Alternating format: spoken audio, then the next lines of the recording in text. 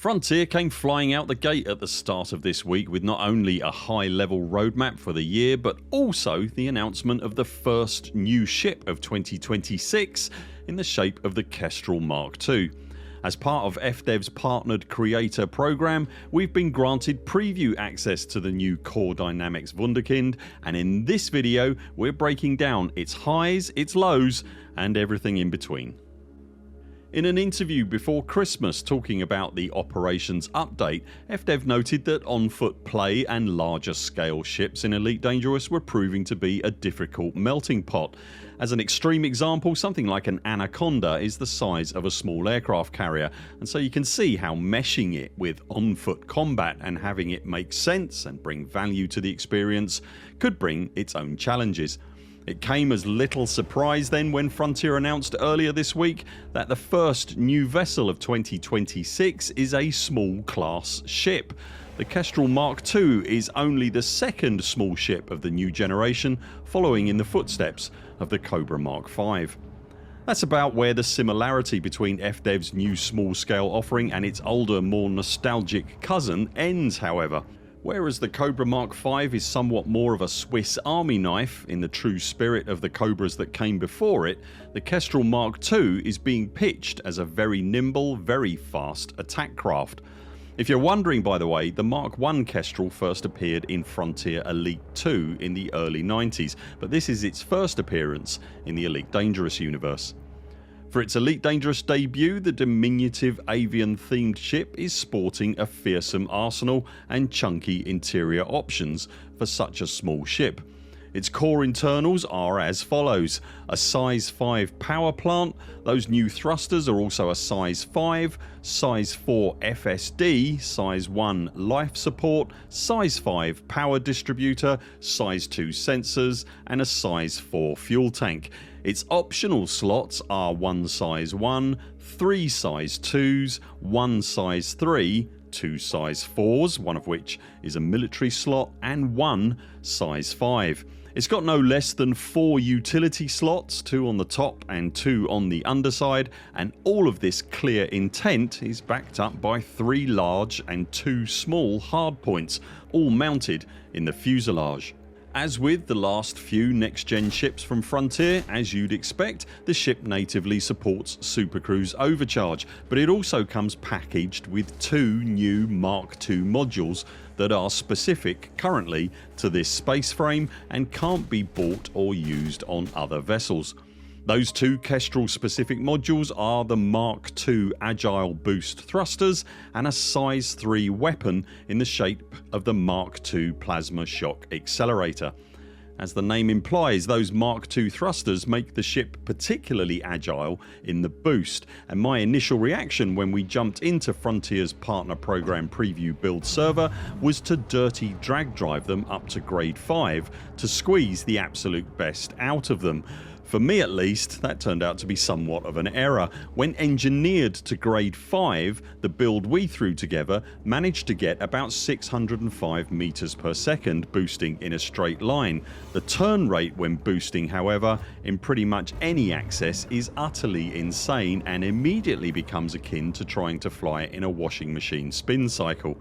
After a few vomit inducing turns in a HASRES and on a planet surface, I re-engineered another set of thrusters, testing as I progressed through the grades, and eventually found, for me, that drag drives restricted to grade 2.5 or thereabouts were comfortable.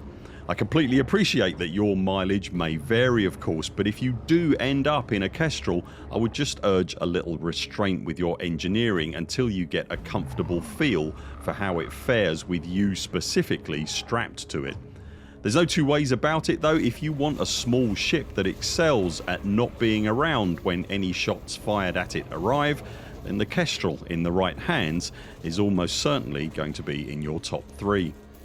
The Arcs fueled, Stellar and Galactic editions of the Kestrel, as well as being A rated, also come with 3 of the new Mk2 Plasma Shock Accelerators fitted in those large hardpoints. The new plasma guns draw their ammunition directly from your fuel tank, something that would normally be an engineering experimental on regular plasma weapons, but in line with other shock accelerators in Elite Dangerous, which are usually a tech broker unlock, these new Mark II plasma fueled versions of the gun cannot be engineered. It has to be said though, in the time that I've had to test them out so far, certainly as far as damage output is concerned, they really don't need to be. 3 of them strapped to a Kestrel in a Hazres will utterly shred just about anything that gets in front of them. Were it to run any more of the new chunky guns, it feels as though the diminutive fighter would supercruise backwards, needing those G5 dirty drag drives at full pelt just to stay stationary when it opens fire. But there is a significant drawback to all that firepower: heat. Running 3 of the new accelerators quickly turns the ship's internals into a toaster oven, and so some canny engineering builds are almost certain to appear once the ship goes into early access next week that will need to balance that heat generation with any available damage output. Coming from the Core Dynamics stable, the Kestrel Mark II feels like the result of a Mummy and Daddy Eagle and Vulture getting together. It combines the best aspects of both of them, the toughness and stopping power of the Vulture coupled with the agility and slight profile of the Eagle. It takes the best aspects of its parents and attempts to improve on them, plus it's now 11 plus years on from the launch of the game and can bring 11 plus years of technological improvements to its grinning owners, just what you'd expect from any new vehicle fresh off the production line. You will likely have noticed by now however that despite all these improvements, the ship is still sporting a standard Eagle cockpit and also supports just one commander, leaving no room for multi-crew or any other team members. The Elite community will of course always take whatever ships Frontier presents them with and attempt to use them in a way that is contrary to their base DNA. With a lot of ships that can work just fine, but the lineage of the Kestrel is very firmly seated in the more fast paced end of the ship to ship combat spectrum, and that will always be where it will absolutely excel. It also feels like perhaps the PvP community in particular will enjoy what the Kestrel is trying to bring to the table.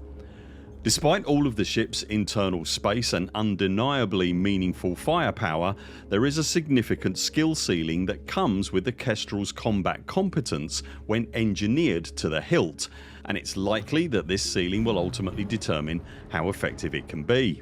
Frontier haven't specifically stated how much the ship will cost in ARCs yet, but the previous small and medium class vessels have all ranged between 16,520 to 60,000 ARCs, depending on what tinsel and whistles you want added to it.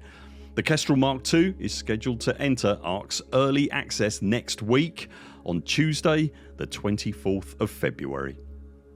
Will you be grabbing a Kestrel Mark II in early access? What do you think of the new Mark II modules, and what ship would you like to see next? Let us know in the comments below.